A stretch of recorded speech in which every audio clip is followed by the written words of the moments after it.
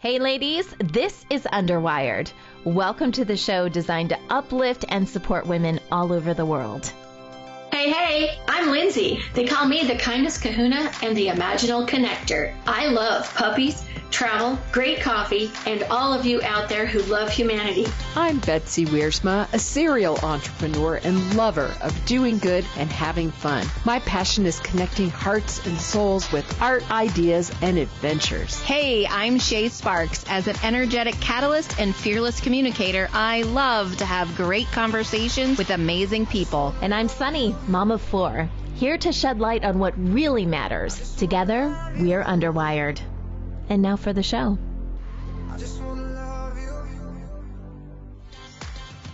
All right. Hi, everybody. Welcome to Underwired. So good to see you guys. So this is a show that we all created to uplift and support people all over the world. And today's show is pretty special because we have some friends joining us today. If you can't already tell. And my friend does a lot of uplifting and supporting for me. So she's kind of my source for that. But if you can't tell, our topic today is pets. Yay! Yay! There you go. So everything we talk about today is somehow going to tie into pets a little bit, all of our life lessons, the people we talk to on the show, and then just the 4 of us sharing our words of wisdom. Oh, you sleepy baby? So, I want to ask you guys a question off the top, and that is, what is your pet profile? In other words, what kind of pets do you have in your home? Our pets become part of our family. So let's kind of kick off our topic that way. Who wants to go first? I'll go first. Okay, you go, Shay. I have a roommate, which is my brother, and I inherited through him 2 Chihuahuas and 2 cats. And they are become family, of course, because how could you not love them? Do they get along, Shay? Depends on the day, but the cats actually fight more than the cats and dogs fight. So the dogs just, they're just fine with whoever. They are there for everyone to say hello to them. That is their existence. Nice. That's their role. Yes. All right. Well, out in Colorado, I happen to not be with my pets right now. I'm really missing them since I'm at my Florida studio. But I have Oreo, the Wonder Dog. Wonder where he's pooping now. And he is a Maltese Shih Tzu mix. So he is a Maltzu. So these are designer dogs. And then his brother, Finley. He is a Cavalier Spaniel Havanese, so he's a Cavanese. They're both about 16 pounds. Did not really love being 8 inches under the seat of the plane when they did come to Florida, but they are awesome, awesome members of our family. Linz, who's your pet?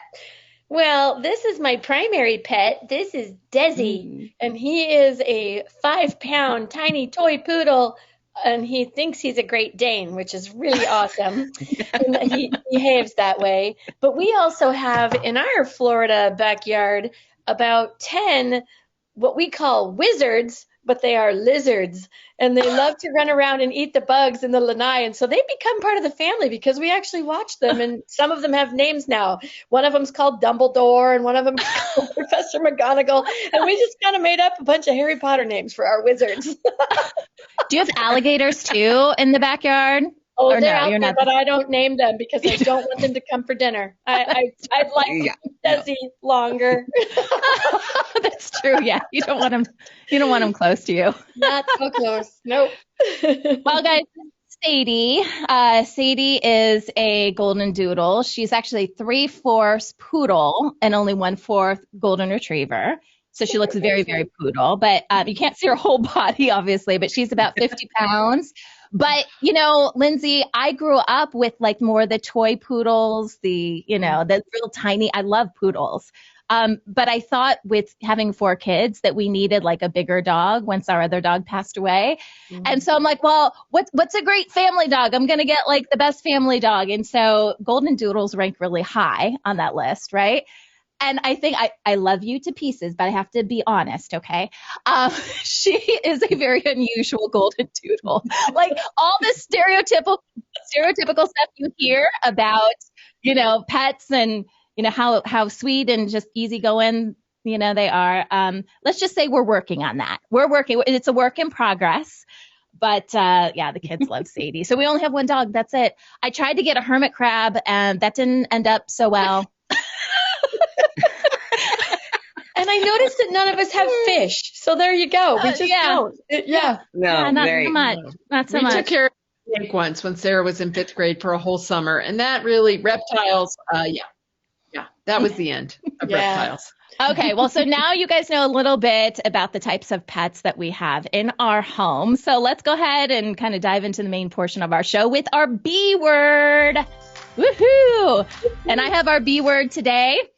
So I'm actually going to tell you about 2 different words. They're both B words. I really couldn't pick. Sadie's tired. She's just laying down on my lap now.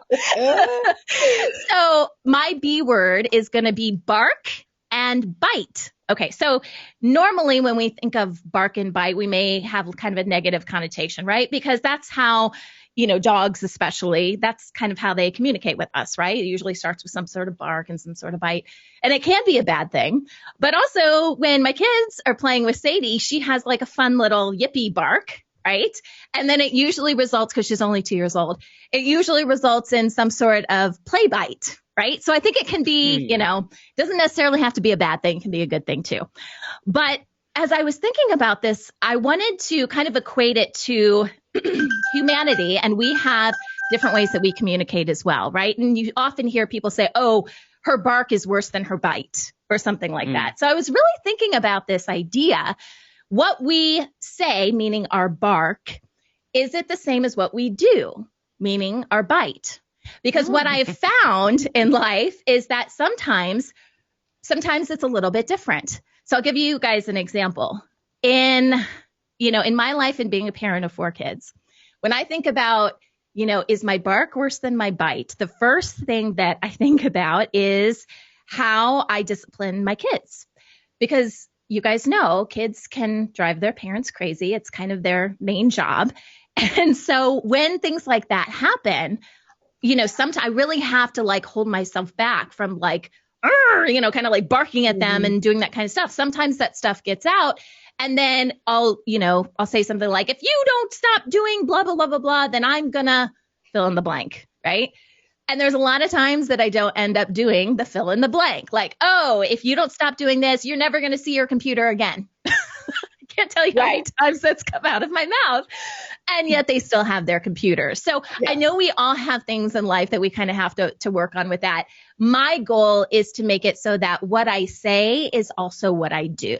And I really do try to do that as much as possible, especially in dealing with adults. But when I was thinking, how am I doing with this just as a person? The first thing I thought of is with my kids. I really need to be better about doing whatever I say I'm going to do. And also making my bark not so bad too, right? So my question to you guys is, have you had a situation like that where your bark was worse than your bite? And do you try to make sure that the two are kind of even? Awesome question. I'm jumping in because I totally can relate to the kid mom circumstance, and it's like, you want to align to everything you say to your children, right? You want to be in the highest of integrity with your kids because they're learning and they're still learning how to be in integrity with themselves and all that stuff. So, but there are times, as you know, that sometimes you bark like crazy because in that moment, you're just either frustrated or frazzled or you've got 19,000 things and you don't really mean what you say, but you need to say something. Yes. Mm-hmm. So I think of that as like the dog that barks at the doorbell. You feel a need to say something, but it may not be exactly what you're thinking because you don't know if you should be happy or sad or crazy or whatever, right? You're just barking at the doorbell, ding dong. And so you're reacting to the moment as opposed to the child. Yeah. But when you want to be, I think the best thing to do is to follow up with the bite. It's when the discipline happens, it's to say, this is what I said, but what I was really meaning here is that behavior is so unacceptable to me right now. I can't tolerate it. You're driving me out of my mind, right? It's to go back and to reassess and say what you really mean, as opposed to the bite just being, I'm taking away your computer for the rest of your life. You know? It gets pretty dramatic in my house. Oh, I've said things like that too. It's like, you will never see your friends again. You know, and yet I know that's not even realistic, but you say it and you don't mean it. So just think of it like the doorbell. You just responded to a doorbell, but just go back and open the door with the kid and make sure that they hear what the difference is between the bite that you actually said. I love that. Yeah, because we're all going to make mistakes. I mean, whether you're a parent or not, you know, you may say something in a conversation that's just like, oh, I never intended to really follow through with that. But, you know, as much as possible, I do think that it's important for us to say what we mean, you know, so people can trust us. Oh, and this carries over like into the workplace too. You say you're going to do something, do it. Okay. Don't, you know, be a person of your word. Right. Well, I'm going to go in a total different direction with this, and this is in the husband management department. All right. And I have noticed that when my husband gets bored, he starts to just pick on me, right? So I start to go,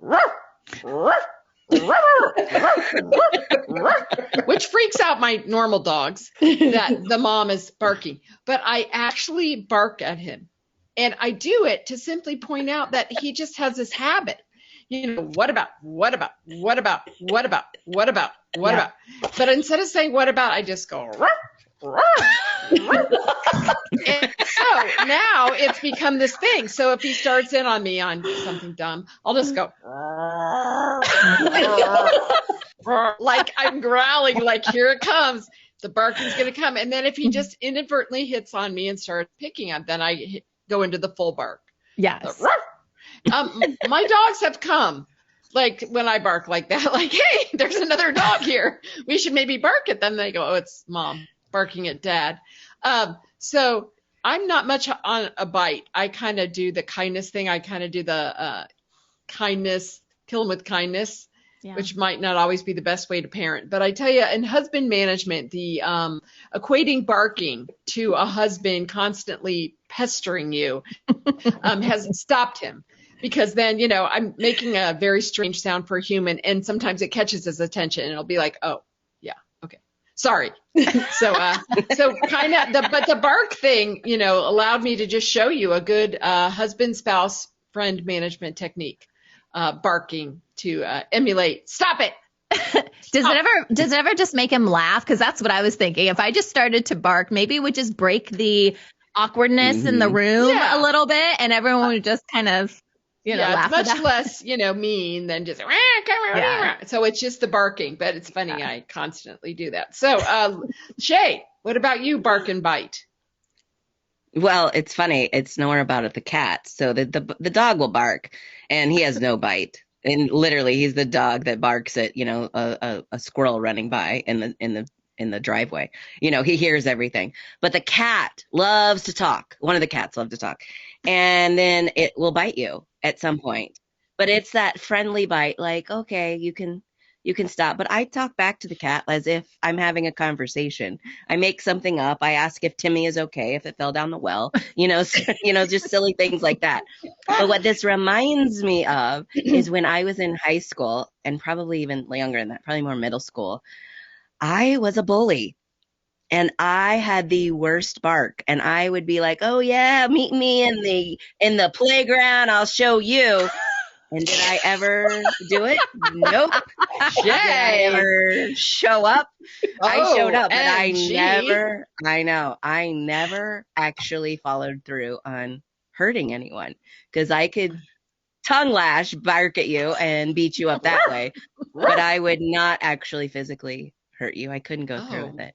Why do you think that is, Shay? I mean, why that whole situation of the harsh bark but no bite? Well, first of all, I was hurting, and hurt people, right? So I was totally hurting.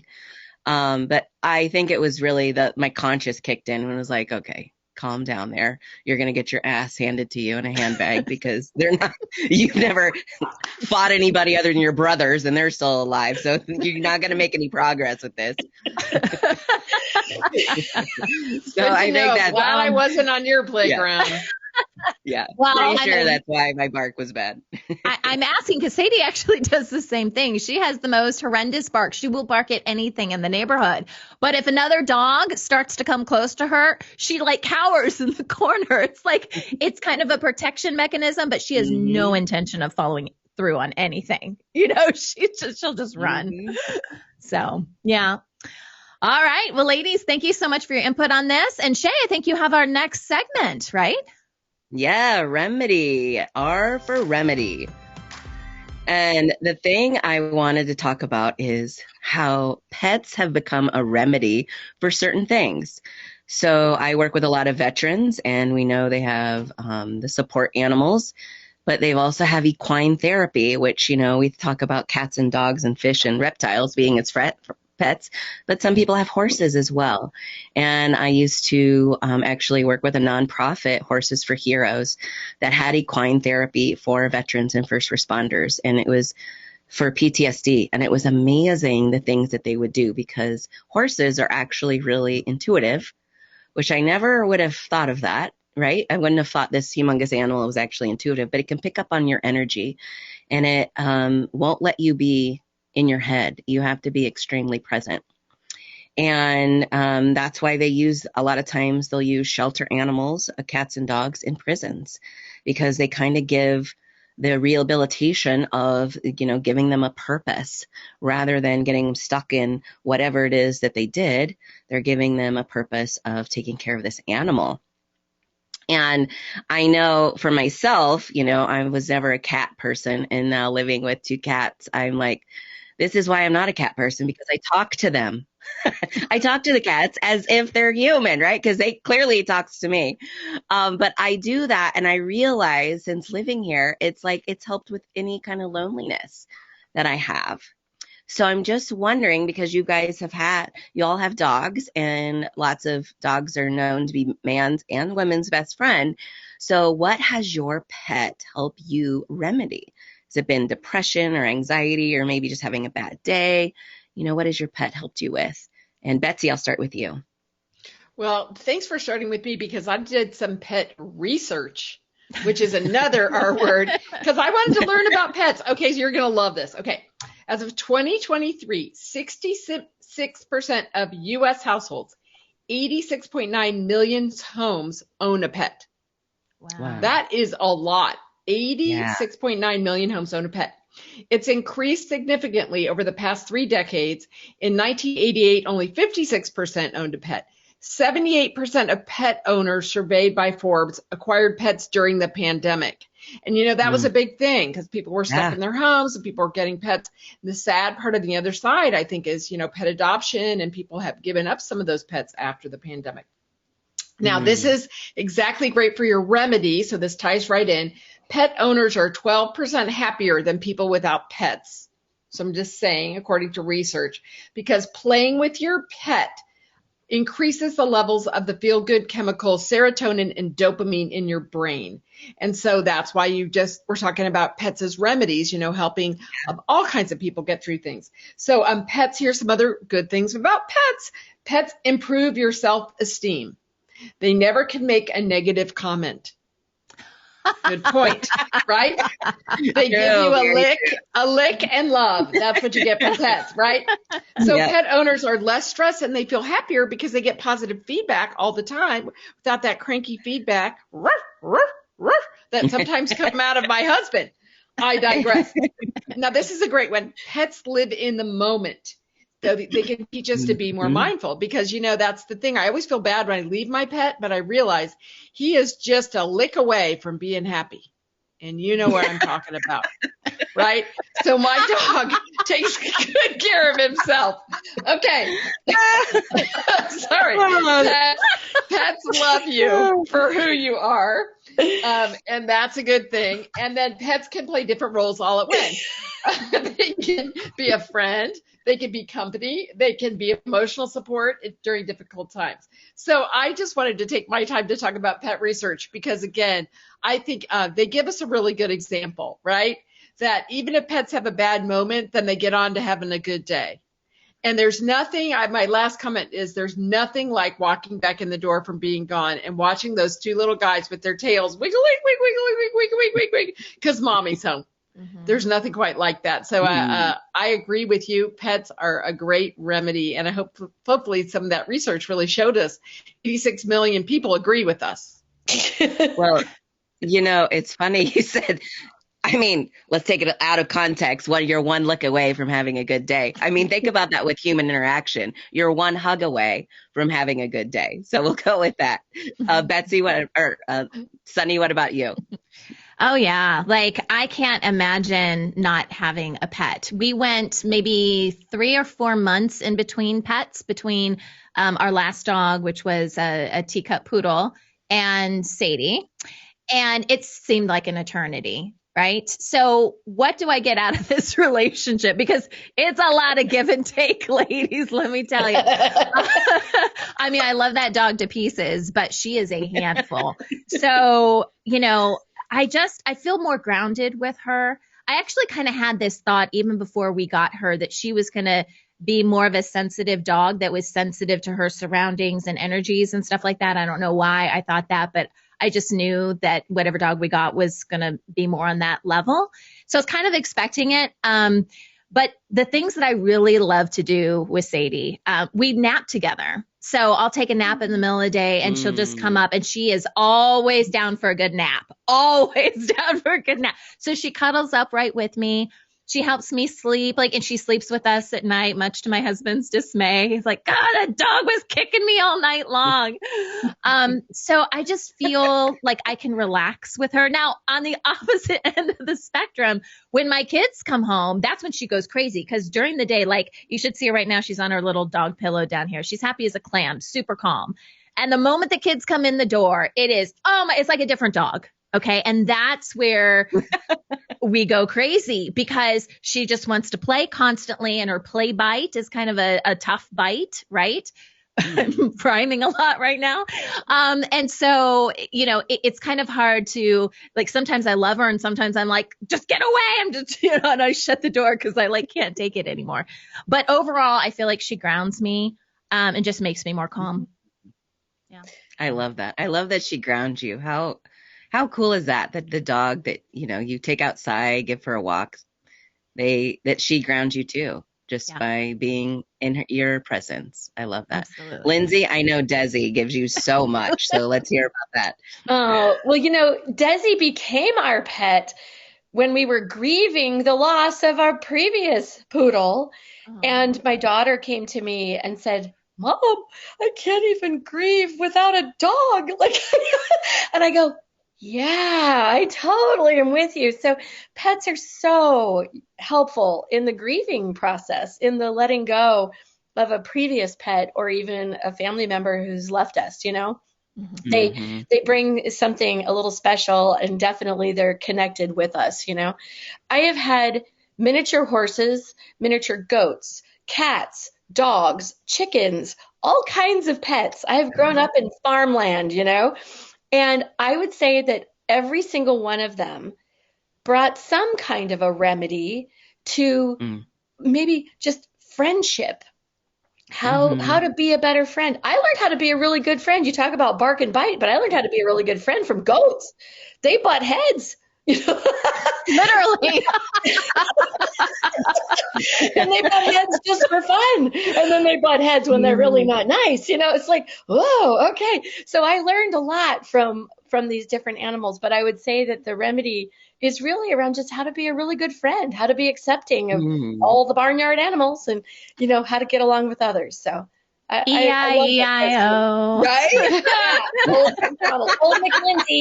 Here I am. Lindsay had a farm. That's right. With a duck here and a chicken there and a goat there. Seriously. And a bird and a duck and a goose. I've had them all. Oh my gosh. Literally. And they've all been different little critters. Lizards and alligators. What is it going to be? I'm drawing the line. The lizards are the last. I'm sorry. That's the end of it. That's the end of it. Yeah. Well, good I love question. that the goats taught you how to be a better friend. How fun Think about is it. that? Yes, Thanks, Mom. that is awesome. Yeah. That is awesome. Well, as you can see, we all love our pets, and pets are a remedy for love. In fact, I was talking to my brother, and he's had Chihuahuas for 20 plus years. And I said, what was life like before you had dogs? Because this is the first time I've actually had in-home pets ever. And he said, I realized there wasn't any love here. So pets Aw. definitely are a remedy for love. I know. And with that, we're going to take a quick break and we're going to come back. We're going to have more for you.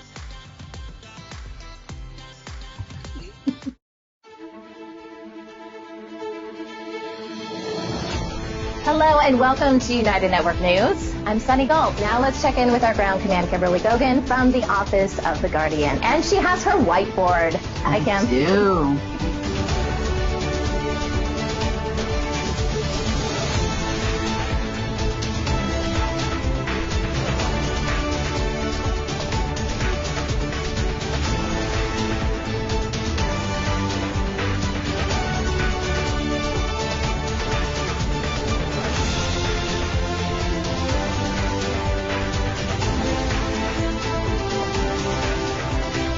Remember, if it's going to be, it's up to me. It's up to all of us to come together. I'm Sunny Galt. Join us Monday, Wednesday, and Friday for the real news.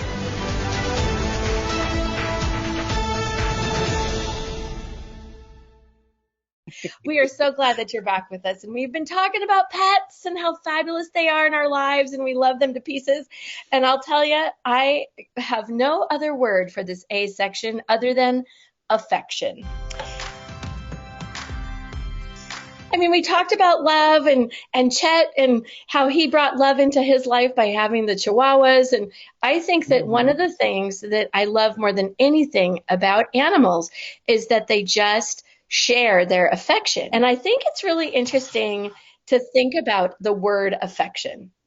And what does that mean? It's sort of likability and how we express our connection to others, whether it's the same kind of animals or people. We have our ways in which we show affection. And so I have kind of two questions for my sisters here in the screen. The first question is really around, what do you do to demonstrate affection? Like, what's your hot thing? And don't use licking, Betsy. That is not the word, okay? That's not it. That's after hours with her husband. Right. Okay, so we know about Betsy a little too much. Okay, and then the other piece of the question is, how do you like to receive affection? So sometimes they're the same, but sometimes they're different. And I'm just really curious. So how do you like to show affection? And how do you like to give it or receive it? Sorry, receive affection. So I'm going to start just so you guys can think about it, because I didn't give you enough, a lot of time to really practice this whole idea. But I love to give affection. You've heard of the 5 love languages book. Right. And I think that's if you haven't seen it or read it, listeners, it's really worth getting. It's a definite relationship changer. But I love to give affection by gifts and surprises. Like, I create experiences for people and I love to surprise them, like out of the blue with something. And that's my way of showing affection. Right? So if I ever do something really crazy and surprising to you, that's probably it. And I also like using words of affirmation, like, you're so cool and I love that and da-da-da. So I'll use words and I'll do surprises. But I love to receive affection in quality time. I love receiving quality time with people and just being able to listen to their story. We were talking with our producer before we started this whole show. I could have sat there for the next 2 hours just going, and then there's more. Tell me more. That's how I love to receive affection. If someone is willing to give their story, their quality time, I really receive that with my whole heart. So I thought I'd share that with you. And I'm going to bop over across the wall to Shay. How do you give and receive affection? Well, I love that you mentioned the 5 love languages, because that's immediately what I was thinking when you said the word affection. So thank you for reading my mind. I, for sure, am one who is the way I give, and I have to say, I am thankful that I have been a receiver on some of your surprising gifts. But I have, gosh, that's a really good question. What do I like to give? I like to give gifts too. I like to give time, but I really like to give hugs. There you go. Like, I love to give hugs. Yeah. And Betsy, I just got her a bracelet yesterday. So, yeah. That was a gift. Yeah. It was an that's a interactive gift, show and tell yeah. moment. I couldn't help it. I It just was know. right there. Well, and I know you. Honestly, I was going to say, I love giving all 5 love You languages. do. I You love do. I love giving the quality time. I love acts of service. I love doing all of that for all my friends and people that I'm dating. I love to do that. To receive, though, because I've taken the test multiple times and I'm like, this can't possibly be it. It is literally a tie between 3. Words of affirmation, physical touch, and not acts of service, quality time. And I'm like, okay, this is crazy that they're all 3 in alignment. But, to be honest, that is who I am. So I love to spend time, like you said, Lindsay, just talking with people and getting to hear their story. And, there's nothing better than a hug. God, hugs are the best thing ever. They heal. Yes. And and words of affirmation, I think because I wasn't given them growing up, is that I just soak them in now. So I love that. So thank you. Thank you for this question. This is fun. You're very welcome. I actually want to just comment on that relative to our Telegram channel, which we'll share with you later too. It's so nice to hear from our listeners and watchers. You guys are amazing. And we are truly receiving your affection from the things that you share with us. It's so cool. And so more, please. We'll just say that. Yeah. Betsy, how about you? Well, first, I just want to point out a little something. Before the show, we talked about, since it was pets, if we were going to talk about pet peeves. And we decided not to because, so negative peeves. But Lindsay, I think you did a pet pee, which is kind of like a peeve, but it's a pet peeve. When Desi had to go to the bathroom and you came here a little bit late. So I was just pointing out, it was very close to what we discussed we were not going to do with the peeves, but you kind of went to the pet. Kind of had to do a pet. Okay, I digress. So the most romantic thing I like to receive is when my husband covers my peonies in the snow in Colorado so they don't die. Aww. So I'm very literal in the acts of service. Yeah. And so this is called the PPP, the Peony Protection Program, because for those of you that know, in Colorado in April and in May, it still snows. And my little plants, they don't understand you're not supposed to come up till Mother's Day, right? That's the big rule. So in April, they see the warm sun and they come out, and I have peonies. I love my peonies. I have 14 plants. They're like children. They're better than pets. And they came out to see their mother. And then I left town and had to just pray that my husband put the trash cans and all kinds of boxes over the peonies. So the best way to receive for me is the PPP, protection of my peonies. And for giving, Lindsay took mine. So I'm going to say art is my new way, because I can make a custom piece of art for someone because I know their spiritual side. I know their pet peeves. I know their bark is bigger than their bite. I know their remedies. Sorry, I'm just working the whole show into this segment. Yeah. So knowing all those things, I can then make a custom piece of art and really express my heart and my support for someone, and they will have a one-of-a-kindness piece. Working it all in, Lindsay. One-of-a-kindness piece. So we left very little room for Miss Sunny, but I still want to hear. Foreshadowing. Okay, Sunny, I'm pitching it to you. I feel like we're going to have like a whole show just on plants based on what Betsy just said. Right? I agree. The peony show. Yes. No. So for me, I had to read the book. My husband and I did pre-marriage counseling with our pastors before we got married. And so I read the book. It was the only one that made sense to me. we also had to read Mars and Venus, and I didn't like that book at all. But I did like the 5 love languages. My 2 are words of affirmation, especially from colleagues. So that goes a long way with me, just saying, hey, you did a good job, whatever. And then for people that get a little closer, it's physical touch, so with my husband and also with my kids, I am very, very much into telling them how important they are. And how proud I am of the things that they've done. So that's the words of affirmation. And then with the physical touch, I'm just that mama that will just give you a big bear hug and be like, let's just cuddle. And my girls, like at the end of every day, like, mama, let's just cuddle. And I'm like, okay, let's just cuddle and watch a movie. So that's me. Words of affirmation and physical touch. I love it. Honey, what a good job you just did in that segment. That was really good. Oh, thank you, Betsy. I really appreciate you're the best. Those headphones are really cute. See? I really like your outfit today. And that is what not to do, friends and listeners. That was legit.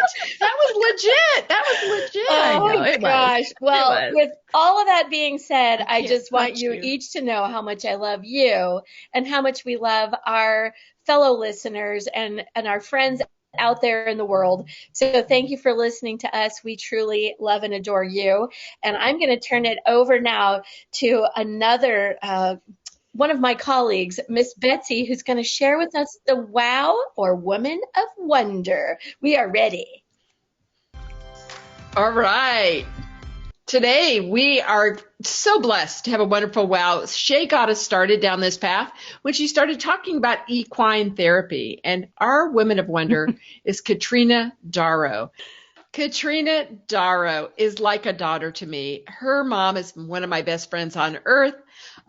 So many stories about Katrina. I remember, though, when she was very, very young, she was diagnosed for the very first time in her early 20s with cancer. And her doctor said, I'm sorry, let's have some surgery. You'll never have a child. And Katrina's like, my dream on the whole earth is to have children. So what else can I do? So she researched all these organic methods. She juiced, she cut out sugar, she changed her whole diet. And sure enough, that tumor was gone. She has 2 beautiful children today. Unfortunately, after COVID, after the vaccines, I digress, her cancer came roaring back. And she was faced with a lifelong struggle that she is just in the middle of right now.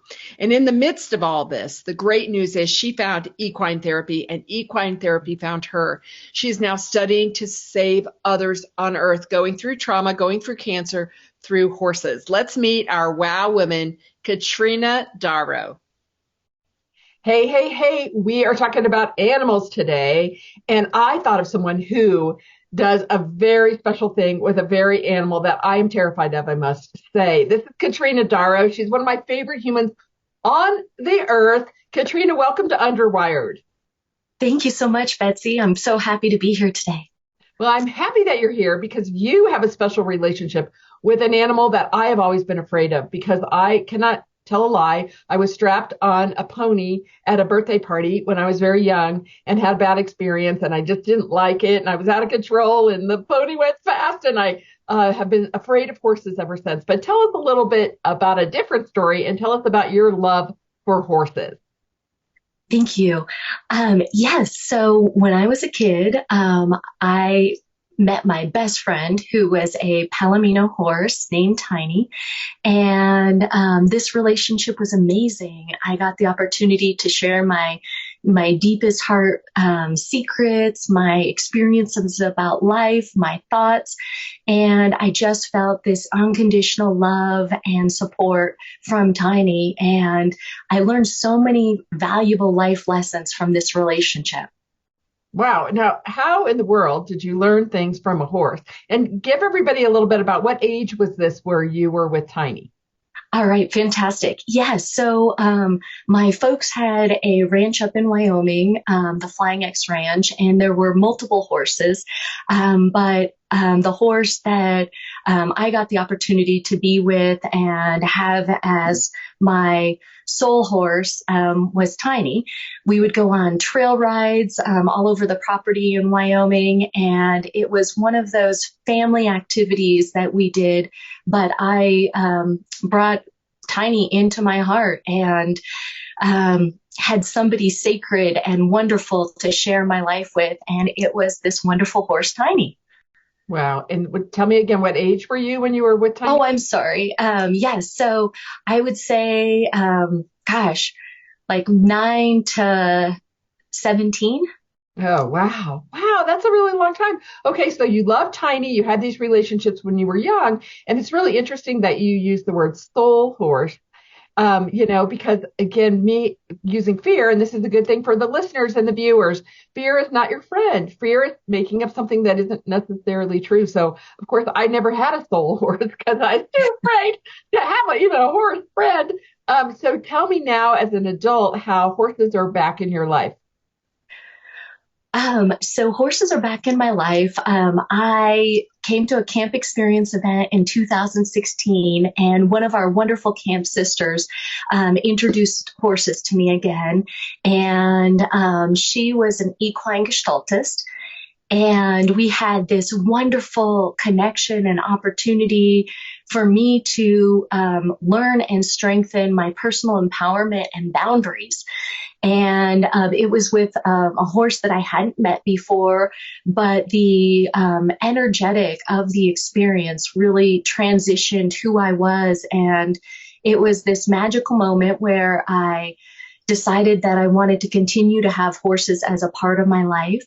And I placed it into my dream pillow and said, hey, I am open to continuing this journey with horses and knowing the gifts that they share.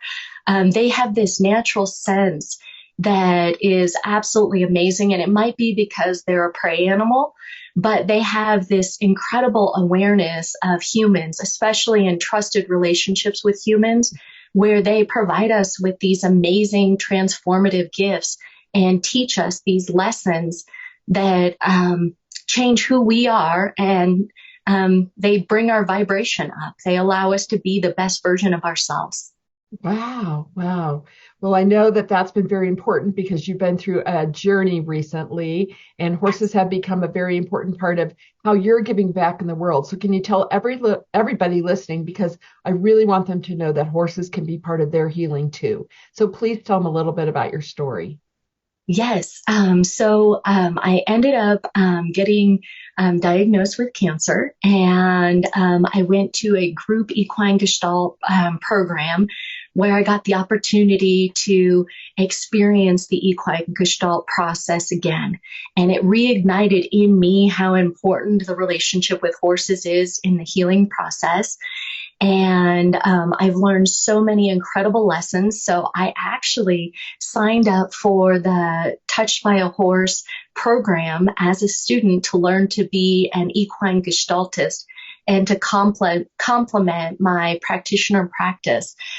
So I'm super grateful for the opportunity to work with teacher and expert Melissa Pierce, who has this incredible method to bring us closer and more into wholeness by partnering with horses.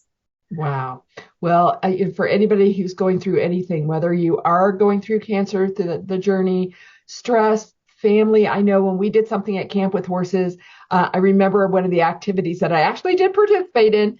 And I think, Katrina, you could have been there with me when we had to lead horses without touching them and, walk with them and be a leader. And you learned about your own leadership style from horses. There's so many cool things. I think I'm going to say it on Underwired. I'm going to be brave. And sometime when you're practicing, I'll come out and you can practice on me and the horse. At the same time, I like a soul horse, please. One soul horse. Well, Katrina Darrow, you are a light in the world, and it's so cool to see that horses that started in your childhood are now part of your healing in the world. We're so happy to have you featured here on Underwired. Thank you so much for being on the show. Thank you so much, Betsy. Well, see, now you can see how cool she is. And now we all want a soul horse. I want to know who of you are horse people and who has had a soul horse. Sonny, you're shaking your head. Well, not We know yet. Lindsay was on a farm, so we know her. So, but we'll come to her last. Sonny, soul horse, in or out? Well, I would love to partner with a horse and do all of that. That is not, that would be great. That has not happened for me yet, but I believe horses are in my future, and producer Mike has worked with horses. So I just want to throw that out there. He's helped with that. So I'm living vicariously through him right now, but I hope to have horses in the near future. Okay, I think lots of horses are in land, I don't know, in states like Colorado. I don't know, just saying that out loud. I don't know. Lindsay, I'm saving you to last because you're E-I-E-I-O. Okay, Shay, horse, soul horse or in or out? Soul horse, in or out? Well, this is crazy because I actually used to love horses as a kid, and then my dad actually hit one with a car. It was in a major car accident, and the horse had to be put down, and I was terrified of horses after that until about 10 years ago. Yeah, it was awful, and it broke my heart. And then about 10 years ago, I was at a friend's wedding in Colorado, and they after the wedding, they had everyone have an opportunity to go horseback riding as a group. And I got over my fear of horses, so it was a lot of fun. So I would love a soul horse, yes.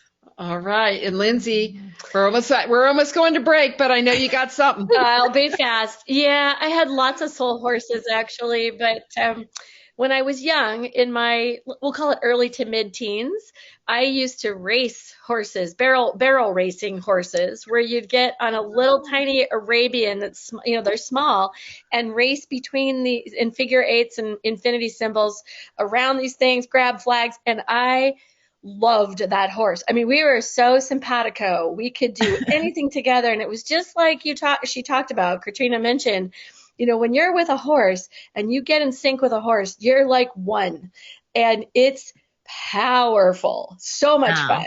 But I have been riding horses since I was a little kid, and I would do it again in a nanosecond. They are absolutely delightful. So I spend a fair amount of time at barns just hanging out because I like horses. All right. Well, horses are magical, and so is the time. So we're going to go to break really quick. You're watching Underwired.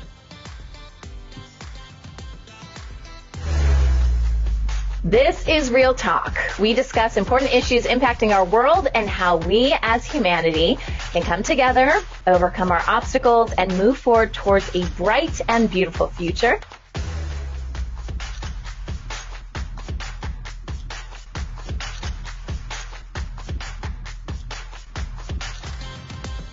Well, welcome back, everybody. Here we are back at Underwired, and we're so excited to have you with us.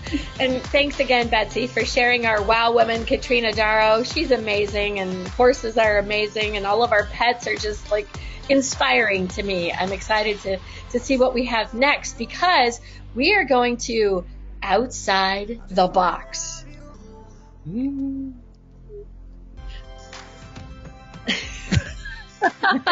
There we are. It took a minute, but we're all ready to be outside the box. You went outside. Oh, it was great. In, outside, side, crisscross. Go ahead, Linz. What's that? What did you say, Go Betsy? ahead. I was just saying in, outside, side. It's all just the box. It's all just a box. All the box. As long as we just are in it and out of it all at the same time, it's a good thing. It doesn't matter. It really doesn't matter. But I'm going to tell you that this outside the box segment gets really outside of my box. It is awkward. So here we go. We're going to talk about pets in a totally different way. But when you think about animals and what they do in life and how they do what they do in life to procreate, no one knew that we would stumble upon a manatee mating session while out in the boat enjoying nature. So I'm going to leave it to your imagination, and we're going to cut to the video that Betsy and I captured by accident, mind you. No plan for this, but this is way outside the box. And then we'll discuss when we come back. Hey everybody, this is Lindsay from Underwired, and we are outside the box on the beautiful ocean. We're actually cruising around in Newsford Beach with some friends on the boat. And what we're looking at right now is where the Halifax River feeds the Atlantic Ocean. So we're taking pictures of really big boats. And I realized the other day, a lot of people have never even seen the ocean. Quite a many millions never experienced the ocean. So the brought my friends out to the beach. We went out on the boat and we decided, let's go check it out. So, because you can't hear Lindsay, we're now watching a manatee mating session on the Halifax River here outside of New Smyrna Beach. You see there's a manatee boat with, they pay people to watch them. And we got to see it for free. Manatee mating outside the box. We really wanted to share with y'all the importance of getting out into nature. You know, sometimes we can get busy with our lives and not realize how cool it is to be outside with all of this. All the water, all the manatees, all the birds. If we could have taken a picture of the pelican that nearly flew over our head, we would have. So, Betsy, you have a favorite saying about nature. Why don't you share with our fans what you talk about? I do. I say I like nature, just don't get it on me. But today, watching the mating of the manatee, I might be changing my mind. She's changing her mind, for sure. That was pretty darn cool. And even the people on the other boat were saying it's pretty rare. So we're just saying, if you open your eyes and get out there into nature, you never know what you're going to see when you get outside the box. And technology is great, but sometimes put down your phone and watch the manatee. That's it. And over and out. Okay, I see the whole thing. My hair.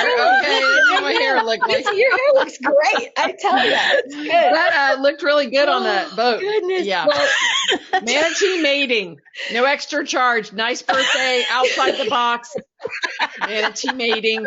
we were way outside the You box on never that predicted particular that. segment, ladies and gentlemen. We just have to share. Okay, but I did want to share.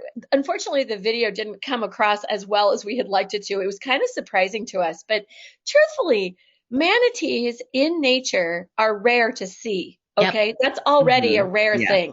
But then to stumble upon, literally, there were, what would you say, Betsy? 10 manatees. One was like laying on Wow. the surface, and the harem of manatees were all over them. Wait, it was an orgy? Basically, yes. It's a manatee orgy. And there It were was, like, it was so amazing. There were many mating manatees. Many mating manatees. We can't even use And we the were mindful. phrases. So We were mindful to watch them. We were very mindful of the many mating manatees. And We were it was a being great very birthday mindful. present.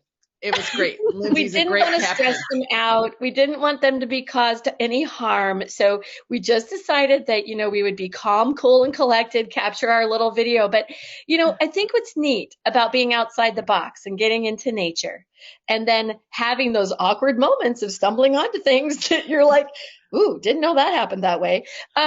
It's really kind of cool to see how amazing animals and humans can coexist and what we can do and be when we're in their presence and they're in ours. So we just had to share that.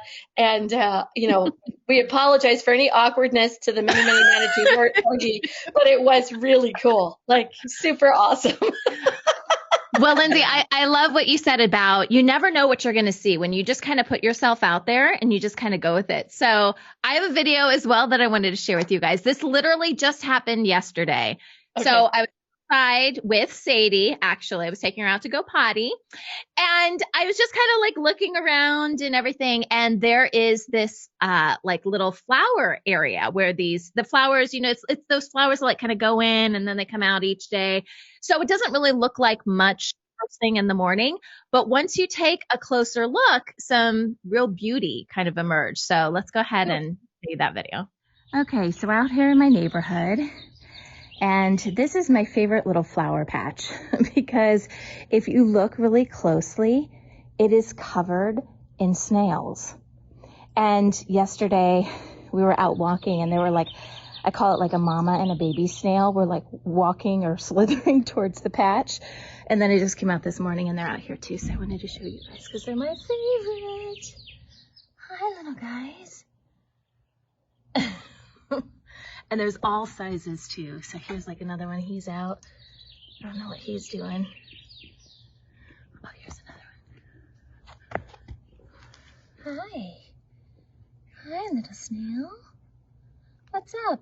And look, they're like all in here too, so sometimes you can't really see what they're doing. You see that little guy? There he is. Hi, snail. They're everywhere. He's moving on a leaf. So they'll like slither out into the cement, but they obviously love it first thing in the morning. Hi. Hello. I found the smallest one. Here's another kind of tiny one like on the flower. But they love this flower patch here. You found another tiny one? Here's one. It's tinier than a rock. And I mean, they just love this thing. They must be able to feed all. Oh, here's another little baby one, you guys. Oh my gosh. And they found one that's way smaller. Okay, where's the other one? Oh. Oh, hi. Oh, hi, little guys. Hi, there's two of you. Yeah. Oh my god. What? That? Is that really one? See, Mama? Is he moving? Yeah, look. Is that what they look like when they're like brand new? I thought you were talking about this one. No. Oh my, well. See, he's getting out. He's coming out? Well, How can you see? I see his tentacles. Anyways, I just wanted to show you guys this flower patch just to remind us that nature is beautiful in so many different ways. And when you really stop to look closely, you never know what you're going to find. Oh my gosh. Okay. Wow. Now I want to pet snail. Those are cute. They kind of go in their shell if you get too close. But did you see that super tiny one? Now, my daughter found Yes. that. And That was baby. like the camera didn't show it very well, but I was really looking at it because she took some up close pictures of it. And yeah, it was a tiny, tiny one. And the little, I was calling them like little that's not an antler. I don't know. Other eyes. They were coming out. And yeah, it's just, you just have to look closely because, So you know, cute. so many days I would just walk past that and not even notice anything, right? And those initial Yeah. video, you know, it just looks like whatever. And then you get close and it's like, oh my gosh, they're everywhere. So super cool. So is snails, is that a California thing? Snails? Because I don't think there's snails in our plants in Colorado. I don't think we have those things. Escargot in France. But is it? Right. Is it Just got some California? butter. It's all Get good. some butter and garlic. Garlic. Okay. We're gonna go harvest Sunny's neighborhood for food. They are everywhere, my you God. guys. They seriously, I could go for a walk and I could, you know, feed a whole army with snails. Not that we would my do God. We're that. not going to do that. They're going to Not be my that we would pets. do that. Okay, but that's not happening in Colorado. Just saying. Just Probably saying. too high. Too high in Colorado. Yeah. Yeah. That's another whole Yeah, maybe topic. it does have something to do with the First show. altitude, actually. Yeah. Yeah. Shay, do they have snails in Kansas City? Great question. You know, that is a great question. I don't think I've ever seen snails. I think I saw more earthworms than snails. So yeah, I don't think I saw Oh, yeah. snails. I've never seen Yeah. a snail. That's my first snail, Sunny. Aw, 62 years old. Snail sighting. Snail sighting. Manitou Exactly. mating. Snail sighting. This nature animal thing is just crazy. I know. Crazy. So get out there, love it. guys. You never know what you're gonna find. All right, And let's we go love into it. our. All right. Let's go to mail. Let's go to the mailbag. Mail. Come on, into the mailbag. We love hearing from all of you. It's so fun that you're watching the shows, you're interacting with us. So the first question here is great show, beautiful ladies. Oh, we're taking that personally. Thank you very much. We love Thank you for the affection. affirmation. Yeah. My question for you is, what is the kindest thing anyone has ever done for you? What is the kindest thing? Wow. Shay, what's the kindest thing? Ugh. Well, I'm just going to go with the most recent, and that was yesterday when Betsy gave me the Be Kind plaque. Sign. It's a Aw. sign, Okay. a plaque to hang outside. So it was a Be Kind. So it was Here very, we go. very I have apropos for that one. question. There you go. So Yes, this is that's just it. a plug for a lady named Jenny who thought that she should take kindness to the world through Be Kind signs. Okay, Sunny, what's the kindest thing someone's ever done? like how do you narrow it down, right? What I appreciate the most though is when people give me like honest feedback about stuff, so it's done in a way because I can learn from it then, right? So it's not just, oh, you're this, or oh, you're so pretty, or you read the news good and blah, blah, blah, blah, blah. Like that, I mean, that's nice. Those are nice comments, but I really appreciate comments that are kind that I can learn from, like basically constructive criticism. Right. And I can't think of anything, right? My mom's really good at it. Yeah, there you go. I won't go down that path though. That's a different show. Moms are a Yeah. different show. Well, Sunny, you did such a good job answering that question. Yeah. Okay, Lindsay. Lindsay. That is what makes it such a hard question is that honestly, I feel like I receive kindness daily. And there's no such thing in my world as kindest. Like it just is all good and kind. But I think, one of the kindest things that has happened today is honestly just the forgiveness that all of us on this show practice with one another, even when we do the goofiest things. And it's fun, it's exhilarating, it's inspiring, and it feels safe. So that's an example of kindness, and it just works. And so sorry, Camellia, that I couldn't answer the kindest, because it's seriously, there's so many things after all these years being on the planet, but I do appreciate. And I'm going to go with the kindest thing is the producer that makes us all look so fabulous. Okay, we're going back. Yeah, we're going back to the mailbag. Calling out Mike. Okay, back to the mailbag. How can we fully embody and embrace the divine feminine without perpetuating the unrealistic demands to act or look a certain way from Millie? And this is a deep question, Millie. We really appreciate that you get that we are here for you, and we are grooving with, whatever people want to talk about, even the deepest things. And I'm much too shallow to figure that out, but I'm going to give it to Lindsay because she said she already knew the answer to this. So I'm going to give myself a little time to come up with Lindsay, something. you can answer for me Lindsay. too. We've decided Lindsay. I'm going to pitch it over to Shay, so just get ready, Shay. I'm just telling you. But Lindsay. Here's how I would really tackle this question. I'll leave the sound I effect. absolutely love the divine feminine as a form of energy. It's energy. It's not about what you see. So the first step in really exemplifying the divine feminine without worrying about looks or anything else is close your eyes. And I mean that sincerely. Just close your eyes. The divine feminine is within all of us, men too. It's everywhere.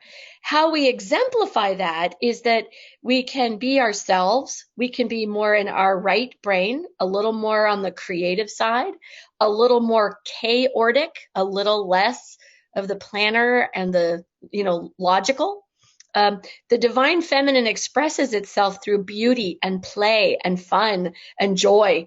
That is the divinity of that energy. And anytime you see that kind of energy, I don't care if it's exemplified by a male body or a female body, it's still that energy. So it's fun to just play with that. And I do recommend just close your eyes. It's the first step in tapping into the divine feminine, wherever that is. Shay, I'm pitching it to you now. What else you got? Well, this is a really deep question. In fact, we may have to do a whole show on it. So stay tuned for future episodes. But I really believe Lindsay hit the nail on the head at first, closing your eyes. And really for me, it's about closing your eyes, putting my hand on my heart, and really just feeling in, being still, being quiet, and feeling in to the divine of what he has to tell you. But also the divine feminine is about receiving. So when we hit on affection earlier, and Lindsay asked about how do you receive, literally the feminine is to receive, the masculine is to provide. So I would definitely think about how are you good at receiving? Because I know a lot of times, me included, that we don't take compliments well. So start there, just soaking in by putting your hand on your heart and soaking in those words of affirmations that people are giving you. All right, Sunny, good got answer. anything? Good Don't answer. want to leave you out, honey. No, I'm good. They answered great. Yeah, and I'm just gonna add, Millie, you be you, honey. You be Yeah. you. You be you because You God be made you. you perfect. So Yep. you are perfect. There's not a question. You are perfect. So from that, you celebrate you. Okay, we're going back to the bag, the mail bag. Let's see the next question. Sunny has such a sweet, genuine personality. I needed to do a voice for this one. I enjoyed Lindsay's smile and her happy but strong disposition. Shay has a kind heart. And I'm not so sure how Betsy got on the show. Angelina, what is your question? No, there's no question. It was just a comment. It was just a nice Aw, thing for thank her to you. say. That was very kind. Yes. That was Very out. sweet, I'm having Angelina. a moment Thank you. now. Angelina, you don't like me. I'm feeling bad. But let's go back to the mailbag. I think that was the last maybe- one. That was the last one. Okay. Well, darn. I'll maybe be loved next time. We love you, Betsy. We love what you have Everybody to We send love a you, comment Betsy. for Betsy Love what you now. have- Okay, Yes, thank you. and You don't please- have to give me acts of affection and words of. But what it we already should did have that. said, we love Betsy's singing. That's the thing Oh, it should there have you go. On said. the other show. And Betsy does the research, so that we like that about her, and she's got That's good right. earrings. Oh Okay, my gosh. classes, I digress. So what we want to just tell all of you, though, is we are interested in your deep questions, your shallow questions, your Manitou mating questions, your snails. We are in it to win it. And we will answer from our hearts to the best of our ability, but also try to keep you entertained, enlightened, and informed. Okay. Shay, what about Telegram? Well, with that said, and you want to ask us more questions, please do so. Hit us up on Telegram channel at Underwired Live, and we love interacting with you. We have already gotten some great questions, which was in today's episode, and we are looking forward to answering more questions. And we also will be posting previews, maybe discussions, and we want to maybe see pictures of your pets. I mean, you saw some of ours. Oh, good I have idea. too many to pick up, and some of them aren't catchable, so I can't pick them up and show you. But Or if they you might- want to put pictures of your pets, we would love to see them and love on them just like you love on them too. And we also, when you put a question out there and we answer it, we are going to give you something that Lindsay has. It's a kindness coin. I don't know if you can see that. It's got a little bee on it, and it says, "Be brave, be kind, and be wise." So think about that with all the kindness that we've been talking about, because we also are part of the Kindness Club, and it's One of a Kindness Club, and we would love to interact with you more on there as well. And Lindsay, what is that website? Yes, it One is of a kindness. oneofakindness.mn.co. So it's a mighty network, and it's private and it's free to join. And we would love to engage with all of you and hear your stories of kindness and help you share more kindness wherever you may live in the world. That's the whole point. So please join our club. We'd love to have you there. So we've had a ton of fun today, guys. You got to see some of our pets. Maybe you'll see more of them on Telegram. I love that idea, by the way, of sharing pictures of our animals on Telegram. So maybe we'll create a separate post for that. But we appreciate you guys hanging out with us. Hopefully you had some laughs. We entertained ourselves, even if you weren't entertained. So chalk that one up as a win. You guys can check us out at underwiredlive.com if you want to see some of our older episodes. Otherwise, we'll see you next week. Thank you. I just wanna love you.